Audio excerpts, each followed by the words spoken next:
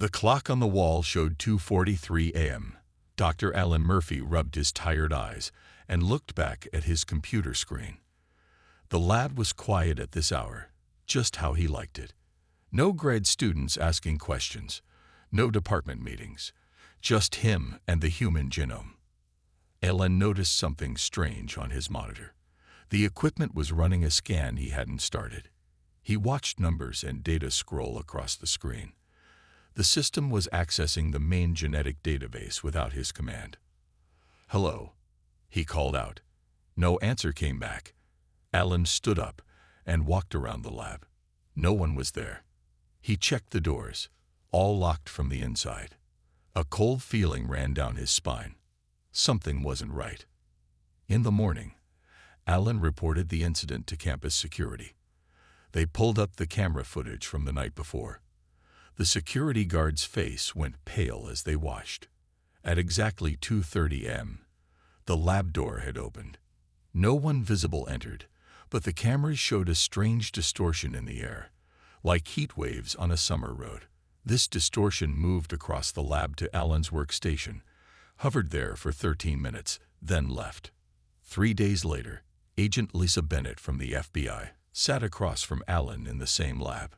She wore a plain black suit and had her brown hair pulled back tight. "Tell me again about what you saw," she said, her voice calm but serious. "Nothing, really. Just the computer running by itself, accessing the human genome files." Lisa nodded and made notes. "You're the 4th lab this month with the same story." Before Alan could ask more questions, Lisa's phone rang. Her expression changed as she listened. "Turn on the news," she said to Alan after hanging up. Alan switched on the small TV in the corner of the lab. Every channel showed the same thing. Strange lights in the skies over New York, London, Beijing, Moscow, and dozens of other cities worldwide. Large, silver objects hovered miles above each major city. "First contact," Lisa whispered. The next few days passed in a blur. The world learned that the visitors called themselves the Galactic Conquest. They came in peace, they said, seeking cultural and scientific exchange with Earth. At the emergency United Nations meeting, the Galactic ambassador, a tall, thin being with pale blue skin and large dark eyes, addressed the gathered nations. "We have observed your world for many years," the ambassador said through a translation device. "Humans are unique in our known galaxy. We wish to learn from you and share our knowledge with you." Governments around the world remained cautious but hopeful. The Galactic showed no signs of aggression. They freely shared some of their technology. Nothing military, but medical advances that seemed decades ahead of human science. 2 weeks after first contact, Alan received a call from the State Department. The Galactic had specifically requested meetings with leading human geneticists. His name was on their list. "They're particularly interested in human biology," the government representative explained to Alan, "especially our genetic diversity and adaptability." Alan remembered the strange incident in his lab before the Galactic revealed themselves. He mentioned it to the representative, who paused too long before saying, "I'm sure it's unrelated." 6 months into the exchange program, the Galactic invited a delegation of scientists to visit their mothership in Earth orbit. Alan stood in line with 11 other scientists as they boarded the shuttle. Agent Lisa Bennett was there too, officially listed as security personnel. "Excited, Dr. Murphy?" she asked, standing beside him. "Nervous," he admitted. "Something doesn't add up. Why are they so interested in our DNA?" Lisa nodded slightly. "That's exactly what I'm here to find out." As the shuttle lifted off, Alan looked out the window at Earth growing smaller below. He couldn't shake the feeling that humanity was headed into something much bigger than a simple scientific exchange. The answers waited somewhere on that massive ship above, and he was determined to find them. The Galactic mothership was unlike anything Alan had ever seen. Smooth curved walls glowed with soft blue light.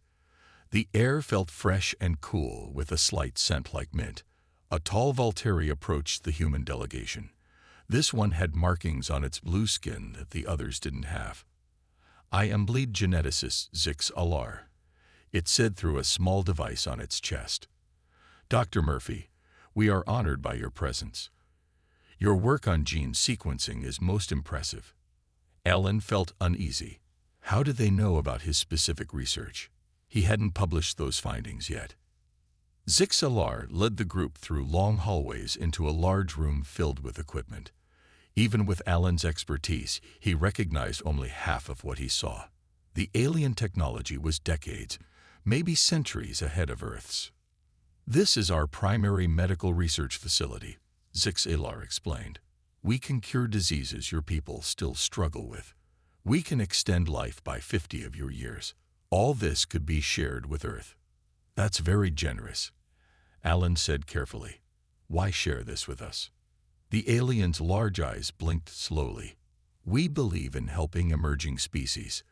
Later, when the other scientists were taken to their quarters, Lisa pulled Alan aside. "Did you notice?" she whispered. "Every single piece of equipment in that lab is designed for genetic research, not general medicine." Alan nodded. "And they keep asking for more human DNA samples." Back on Earth, former Marine Joe Winters sat in a metal chair at the Valtteri Medical Center in Chicago. He had signed up for the volunteer program like thousands of others. The aliens offered free medical scans and treatments in exchange for studying human biology. A female Valtteri wearing white moved a device over Joe's arm. "Your species has fascinating genetic variation," she said. "So much potential in your code." Joe shrugged. "Just doing my part for science." The scan didn't hurt. In fact, it felt warm, almost pleasant. Joe closed his eyes as the device passed over his head. That night, Joe had strange dreams. He was running faster than he ever had before, jumping higher, breaking things with his bare hands. He woke up sweating and confused. On the Valtteri ship, Alan was given special access to observe their genetic research. He noticed the aliens were particularly interested in certain sections of human DNA. "This sequence here," he asked Zixalar, pointing to a screen. "Why focus so much on it?" "Just thoroughness," the alien replied quickly. Too quickly. Alan saw files labeled aggression sequence and survival traits before Zixalar changed the screen. Meanwhile, Lisa was building her own investigation. She learned that similar genetic research labs on Earth had experienced strange breaches before the Valtteri arrived, all accessing the same human genome data. She convinced her boss, Director Frank Miller, to let her dig deeper. "Something's off about their interest in our DNA," she told him. "I need more time on their ship." "Be careful, Bennett," he warned. "We need this alliance. Don't mess it up without solid proof." 2 weeks after his scan, Joe Winters broke a mug while having coffee. The ceramic simply crushed in his hand, yet he felt no pain. That same day, he lifted the back of his car to retrieve a dropped key without using the jack. The vehicle felt light, like a cardboard box. He wasn't the only one. Online forums filled with stories from other volunteers experiencing strange changes. Increased strength, better eyesight, faster reflexes. During his third visit to the Valtteri ship, Alan overheard part of a conversation between Zixalar and another Valtteri in a room he was passing. "Human DNA contains exactly what we need," Zixalar was saying. "They are indeed the missing link." "But the High Council fears their nature," the other replied. "Humans are unpredictable, dangerous. Only if they discover our true purpose before we're ready." Ellen froze outside the door, his heart pounding. What true purpose? What were the Valtteri really doing with human DNA? He needed to find Lisa. They had to compare notes. Something much bigger than a scientific exchange was happening, and time might be running out to discover what it was. Alan moved carefully through the Valtteri ship. He had taken a wrong turn after leaving the main lab, and now found himself in a section with no other humans. The hallway had a red glow instead of the usual blue. Warning signs in the Valtteri language covered the walls. He was about to turn back when he heard voices coming from a room ahead. Curiosity pushed him forward. The door was slightly open. Inside, he saw rows of tanks filled with a clear liquid. Each tank held what looked like a sleeping Volturi, but something was different about them. These Volturi were larger, with more muscle than any Alan had seen before. Their blue skin had darker patches, almost like camouflage. Their hands ended in what looked like claws.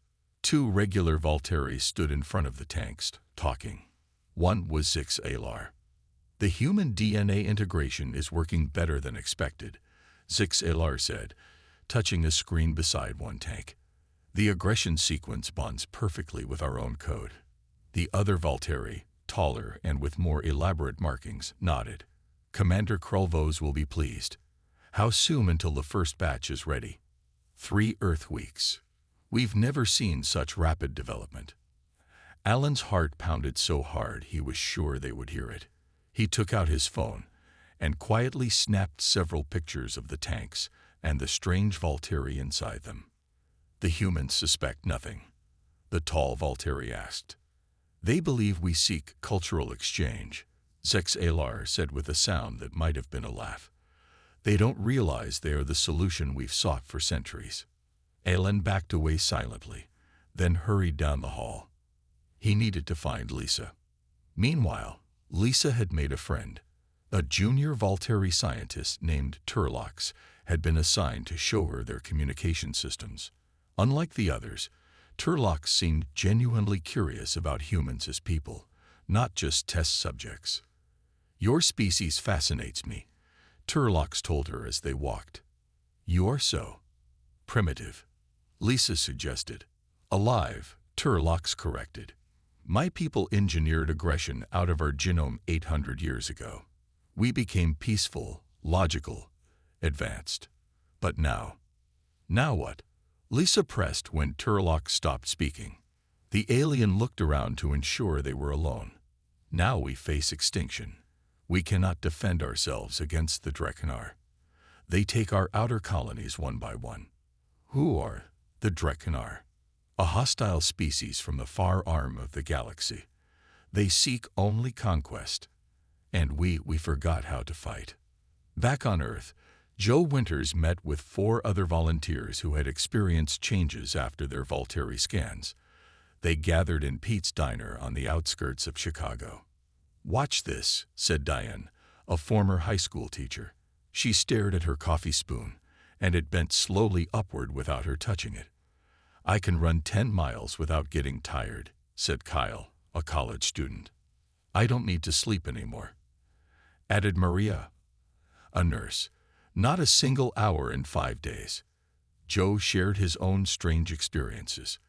Then he noticed something even stranger. He could sense what the others were thinking. Not clearly, but their emotions, their general thoughts. "Can you guys feel each other in your heads?" he asked carefully. Their wide eyes told him they could. "It started 2 days ago," Maria whispered. "I thought I was going crazy." "We're connected somehow," Joe said. "The Volturi did something to us." As they spoke, Joe felt something new. A presence in his mind. Angry. Scared. "Somewhere in the city. Someone else is like us," he said. "And they're in trouble." Without discussing it, all 5 of them stood up and left money on the table. They knew exactly where to go, following the mental signal like a beacon. On the Volturi ship, Alan finally found Lisa near the shuttle bay. He pulled her into a maintenance alcove and showed her the pictures on his phone. "They're using our DNA to change themselves," he whispered, "to make themselves into warriors." Lisa's face paled. "I know why," she said. "They're facing an enemy they can't beat. They edited aggression out of their own DNA centuries ago. And now they need it back," Alan finished.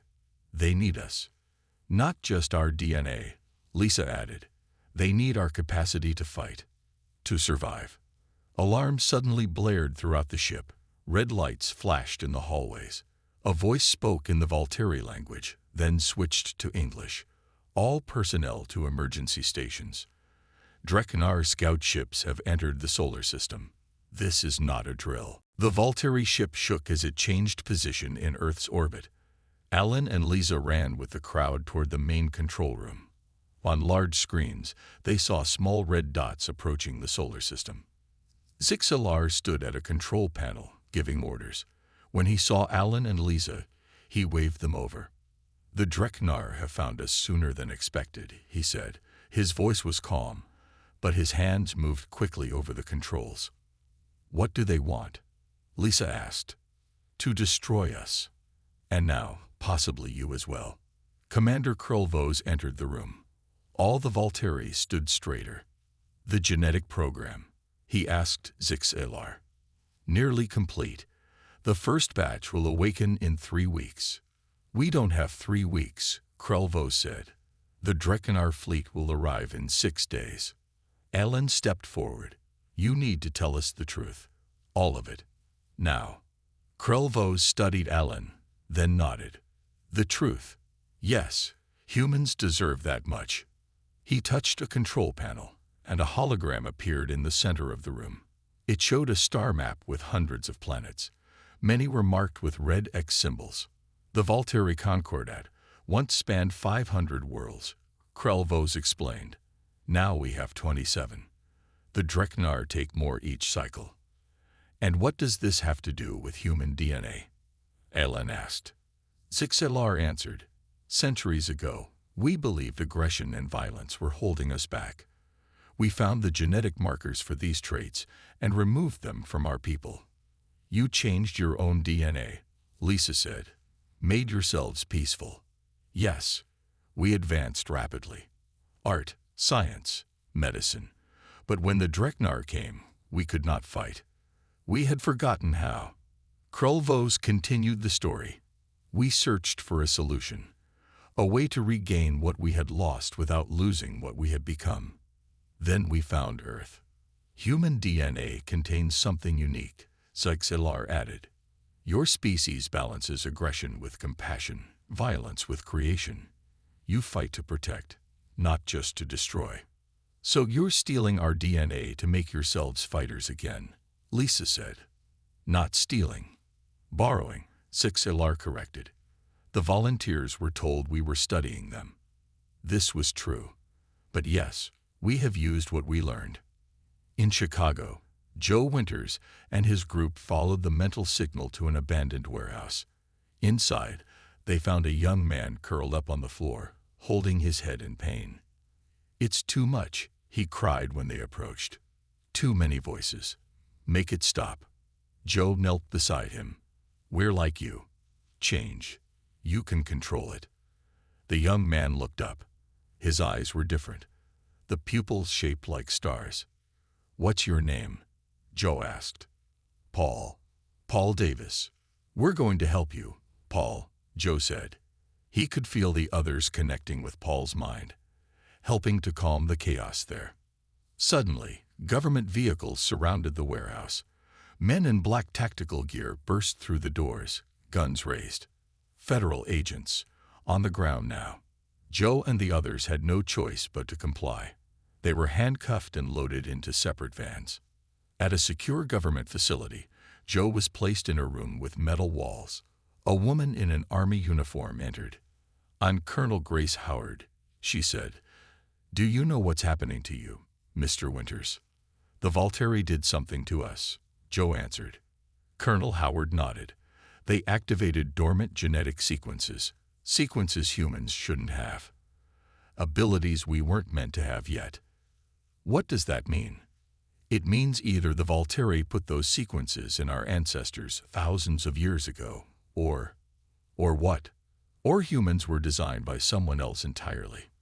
On the Volteri ship, Alan and Lisa were brought to a special lab. Inside were the tank-grown Volteri warriors Alan had photographed. Some were now awake, moving around the room with surprising speed and strength. "Our new generation," Zixalar said with pride, "with human aggression genes added to our DNA." "But there's a problem," Alan guessed. Zixalar looked surprised. "How did you know?" "There's always a problem when you rush genetic modification." Krulvos stepped forward. "The warriors are strong, fast, aggressive, but they lack something crucial." "What?" Lisa asked. The human spark, Krelvo said.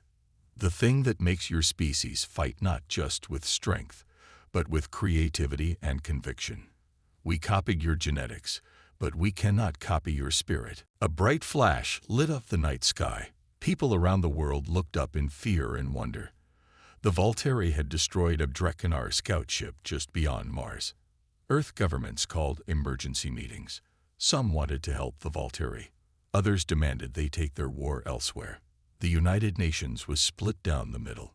In the secure facility, Joe sat across from Colonel Howard. A thick glass wall separated them now. "Yesterday you broke a metal bar with your bare hands," she said. "Your skin wasn't even scratched." Joe stared at his hands. "I didn't mean to. I was just frustrated." Colonel Howard nodded. "And the night before, you and the others communicated telepathically despite being in separate rooms. What's happening to us?" Joe asked. "The Volteri didn't just scan you. They activated parts of your DNA that should be dormant. Parts that make you more than human." A scientist entered with a tablet. He showed it to Colonel Howard, who frowned. "There are 47 of you now across the country," she told Joe. "All showing the same changes, all connected somehow. We need to be together," Joe said. He could feel the others in his mind, distant but present. "It's hard to control these abilities alone." Colonel Howard studied him. "What if I told you we need your help? The Drekinar are coming, and neither we nor the Volteri can stop them alone." On the Volteri ship, Alan and Zix Alar worked side by side. They studied the DNA of the modified Volteri warriors, looking for what was missing. "Your species removed aggression but lost something else too," Alan said, pointing to a DNA sequence on the screen. "Look here. This isn't just about fighting. It's about drive, determination, the will to overcome obstacles." Zixelar's large eyes blinked rapidly. "Yes, we became peaceful, but also complacent. We lost our spark." Lisa entered the lab with Turlox. "The Drekinar have destroyed our outpost on Mars," Turlox said. "They sent a message. They demand we surrender." "And if you don't?" Alan asked. "They will destroy Earth as punishment for helping us." Alan, Lisa, and the Volteri scientists watched the recorded message from the Drekinar. They were tall, insect-like beings with hard exoskeletons and multiple eyes. Their voices sounded like grinding metal.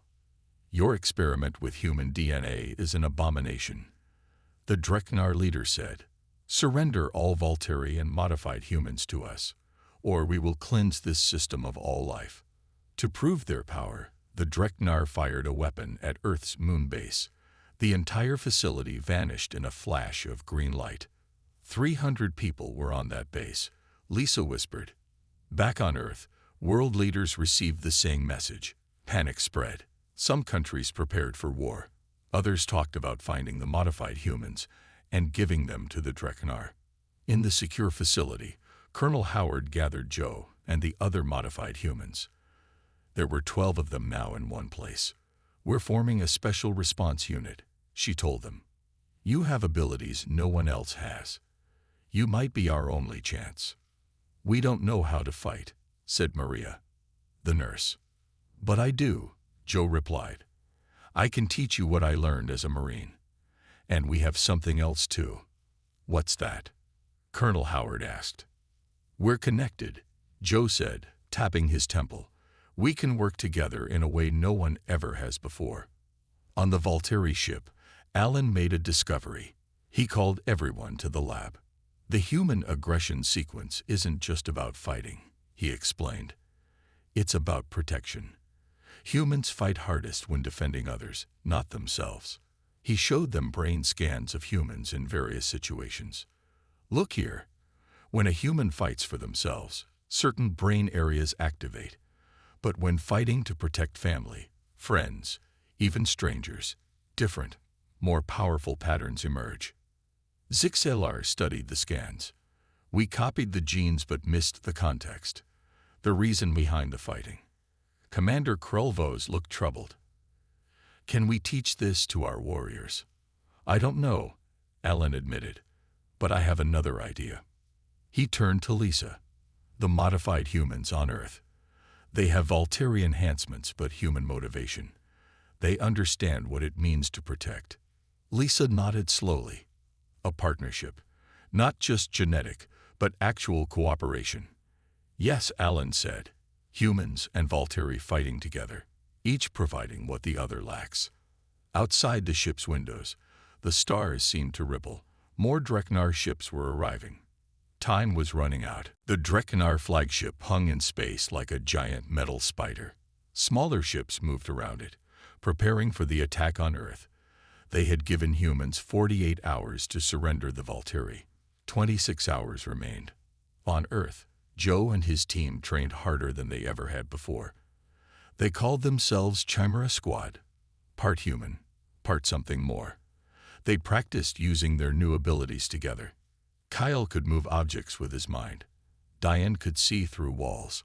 Maria could heal injuries by touch. Paul could sense danger before it happened. And Joe could connect their minds, making them work as one perfect unit. Colonel Howard watched them with growing hope. You're learning faster than should be possible, she told them. It's like we were meant to do this, Joe said. Like these abilities were always inside us, just waiting. In the Pentagon's war room, world leaders argued over a video call. Some wanted to fight. Some wanted to surrender. Some still didn't believe the threat was real. The Volteri got us into this mess, said one angry general. Let them deal with it. The Dreknar will come for us next, another leader replied. Better to fight now with allies. Colonel Howard entered with Joe. Sir, I'd like you to meet someone. Joe stepped forward. The Volteri didn't change us. They woke something up that was already there. He demonstrated by lifting a heavy desk with one hand. The room fell silent. There are more like me, Joe continued. We're ready to fight. But we need to work with the Volteri, not against them. On the Volteri ship, Alan and Zix Alar made another breakthrough. They found that the genetic modifications worked better when the subject understood the reason for fighting. It's not just about having the right genes, Alan explained to Commander Krelvos. It's about having the right motivation. How does this help us now? Krelvos asked. The Dreknar will be here in 26 hours. Lisa stepped forward. We need to show your warriors what they're protecting. Not just the Volteri race, but individuals, families, children. Krelvos considered this. We have forgotten how to think this way. Centuries of logic and peace made us see only the whole, never the parts. Then let humans remind you, Alan said. A plan formed. The Volteri would provide technology and ships. Humans would provide strategy and fighters. The modified humans, the chimeras, would be the bridge between them. As preparations continued, Lisa found an encrypted transmission in the Volteri database. She asked Turlox about it. It is very old, Turlox said, from before we made contact with Earth. With Turlox's help, Lisa decoded the message. What she found shocked her. The Dreknar have encountered humans before, she told Alan later. Thousands of years ago. That's impossible, Alan said. Humans weren't space travelers then. Something doesn't add up, Lisa agreed. But listen to this part. The human strain contains markers we have not seen since the ancients. If allowed to develop naturally, they will become a force that could challenge even the collective. The Dreknar fear what humans might become, Alan realized. That's why they want to stop us now. Joe and the Chimera squad were brought to the Volteri ship for the first joint training session. The modified Volteri warriors were stronger and faster, but they fought like machines. No creativity, no adaptation. They need to learn to think on their feet, Joe told Zix Alar. To change plans when things go wrong. Our people have followed logical patterns for centuries, Zix Alar replied. Improvisation is difficult for us. Joe smiled. Then we'll teach you. The training sessions improved. The Volteri learned to adapt, while the humans learned to use the advanced technology. With 18 hours left before the Dreknar deadline, Chimera squad proposed a bold plan. "We can't win a direct battle," Joe explained to the combined human-Volteri command. "But we might be able to capture a Dreknar scout ship." "Why would we want to do that?" Colonel Howard asked. "To get information," Joe replied. "And to capture a live Dreknar, we need to understand our enemy." Commander Krulvos looked skeptical. "No one has ever captured a Dreknar alive. No one ever had humans with Volteri enhancements before," Joe said confidently. "We can do this." The mission was approved. As Chimera squad prepared to leave, Alan pulled Joe aside. "Be careful out there. We're still learning what you can do. Don't push too far." Joe nodded. "Something tells me we were made for this moment. Like humanity has been preparing for this fight for thousands of years without knowing it." The small Volteri ship moved silently through space. Inside, Joe and the Chimera squad prepared for their mission. They wore special suits made from Volteri technology that enhanced their already improved strength and speed. "Target approaching," said the Volteri pilot. On the screen, they could see a Dreknar scout ship moving slowly near Earth's moon. "Remember the plan," Joe told his team. "Kyle and Diane disable their engines. Paul and Maria secure the crew. I'll get the data." They all nodded. Through their mental connection, Joe could feel their mix of fear and determination. The Volteri ship matched speed with the Dreknar vessel. A tube extended between the two ships, creating a passage. "Now," Joe ordered. They moved through the tube with incredible speed. Kyle used his mind to crush the Dreknar ship's engine controls. Diane located the 4 Dreknar crew members through the walls. The Dreknar were ready for a fight, but not for humans with special abilities. Within minutes, the squad had subdued 3 of them. The 4th, larger than the others, fought fiercely. Joe faced the Dreknar leader alone. The alien was over 7 feet tall with a hard shell covering its body. Its multiple eyes glared at Joe with hatred. "Human," it hissed. "You don't know what you are." Joe dodged a powerful blow that dented the metal wall. "Why don't you tell me?" The fight was brutal but quick. Joe used his enhanced speed to get behind the Dreknar and apply a chokehold until it lost consciousness. "Ship secured," he reported through his comm. "1 prisoner captured. Downloading their data now." Back on Earth, the Dreknar prisoner was placed in a special cell. Scientists studied it while Alan and others examined the data from the scout ship. What they found shocked everyone. The Dreknar have conquered over 300 worlds. Alan told the Emergency Council of human and Volteri leaders. "They're a hive mind species, one collective consciousness controlling billions of bodies." Lisa added, "They fear humans because of something they call the divergence pattern. According to their predictive models, if humans ever spread beyond our solar system, we would eventually overtake them." Colonel Howard looked skeptical. "How could they possibly know that? We've barely reached our own moon." Alan brought up an image on the screen. It showed a DNA sequence. "This is human DNA," he explained. "And here," he showed another sequence. "This is from an ancient species the Dreknar encountered 30,000 years ago. They called them the Founders." The sequences were almost identical. "We share 99.7% of our DNA with this extinct species," Alan said. "The Dreknar wiped them out because their predictive algorithms showed the Founders would eventually defeat them. Now they found us, almost exact genetic matches to their ancient enemy." Zixelar stepped forward. "When we discovered humans, we thought we had found a solution to our lack of aggression. We didn't realize we had found something much more significant." "What's that?" Joe asked. "The descendants of the Founders," Zixelar replied. "A species the Dreknar feared enough to travel across the galaxy to destroy." In the lab, Dr. Murphy studied brain scans of the Chimera squad members. Something unusual appeared in all of them. Their brains showed new neural pathways, connections that ordinary humans didn't have. "It's as if their brains are evolving," he told Lisa. "The Volteri didn't just activate dormant genes. They triggered an evolutionary leap." Meanwhile, Joe stood watching the Drekinar prisoner. The alien stared back with its multiple eyes. "You think capturing me was a victory," the Drekinar said in its harsh voice. "You have merely accelerated your doom. Our main fleet approaches." "Why do you fear us so much?" Joe asked. "Because we have seen what you become. Your adaptability, your creativity, your ability to work together yet think as individuals. The collective cannot match it."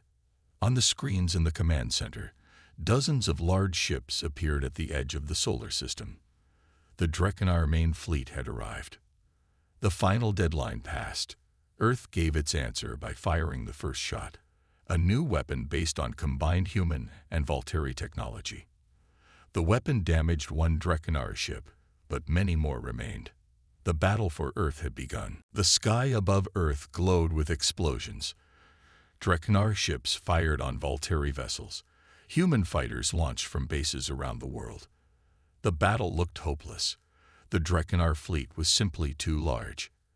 In the command center, Alan watched the screens with growing despair. "We can't win this way," he said. "Not ship against ship. What other option do we have?" Colonel Howard asked. Joe stepped forward. "We take out their command ship. The Drekinar are a hive mind. Cut off the head, and the body will be confused." Zixilar nodded slowly. It could work, but their flagship is heavily protected. No ship could get close enough. "We don't need a ship," Joe said. "We need the Chimera squad." The plan was dangerous but simple. A small Volteri vessel would approach the Drekinar flagship at high speed. Most Drekinar ships would fire on it. During that distraction, a tiny pod carrying the Chimera squad would slip through to the flagship. "It's a one-way trip," Lisa warned Joe. "Even if you succeed, you might not make it back." Joe looked at his team. They all nodded. "Some things are worth dying for," he said. As the battle raged, the plan was put into action. The diversionary ship took heavy damage, drawing Drekinar fire. The pod carrying Joe and his team slipped through the chaos, attaching to the hull of the massive Drekinar flagship. Using Diane's ability to see through walls, they found a way inside. The interior of the ship was like a giant hive. Thousands of Drekinar moved with perfect coordination, each one part of the greater whole. "The control center should be at the center of the ship," Paul said, sensing the flow of energy. They fought their way through, using their abilities to overcome any resistance. Kyle cleared paths with his mind. Maria healed their injuries. Paul warned of dangers before they appeared. And Joe kept them connected, working as one perfect unit. At last, they reached the heart of the ship. Inside a massive chamber, they found something unexpected. Not a Drekinar leader, but a giant brain-like structure pulsing with energy. "That's their hive mind," Joe realized. "The physical center of their collective consciousness." As they approached, the brain spoke directly into their minds. "Humans, you have proven our fears correct. No other species has ever reached this chamber. We don't want to destroy you," Joe said. "We just want to live in peace." "Impossible. Our predictive models show that humans will always expand, always adapt. In 1,000 years, you would dominate the galaxy." Joe looked at the pulsing brain. "Your models are wrong. They only see what humans might become, not who we are." "And what are you?" the hive mind asked. "We fight to protect, not conquer. We value differences, not sameness. We can be your allies instead of your enemies." For a moment, nothing happened. Then Joe felt something touch his mind. The collective consciousness of the Drekinar, examining his thoughts, his memories, his hopes. "You speak truth," the hive mind finally said. "This concept of mercy to enemies, it is unknown to us." Joe presented his offer. "Stop the attack. Talk with us. Learn from us as we learn from you. And if we refuse..." Joe placed his hand on the brain structure. "Then we will show you right now what humans do to protect their home." A long silence followed. Then, one by one, the Drekinar ships stopped firing. The flagship sent out a signal to all vessels. Stand down. In the days that followed, an unusual peace conference took place. Humans, Volteri, and Dreknar representatives met to forge a new understanding. Alan presented his findings to the United Nations. What the Volteri found in our DNA wasn't just aggression. It was the blueprint for survival in a hostile universe. Our ability to adapt, to work together despite our differences, to find creative solutions to impossible problems. The true strength of humanity, Lisa added, isn't in conquering others, but in bringing together different perspectives to create something greater than the sum of its parts. 5 years later, Joe Winters stood on the observation deck of Earth's first interstellar ship. Beside him were Volteri scientists and even a Dreknar navigator. The ship contained technology from all 3 species, improved by working together. "Ready for the first jump, Admiral Winters?" his first officer asked. Joe looked out at the stars. The blueprint hidden in human DNA had not been for conquest after all, but for connection. For bringing the galaxy together in ways no single species could have imagined. "Ready," he said. "Let's see what's out there."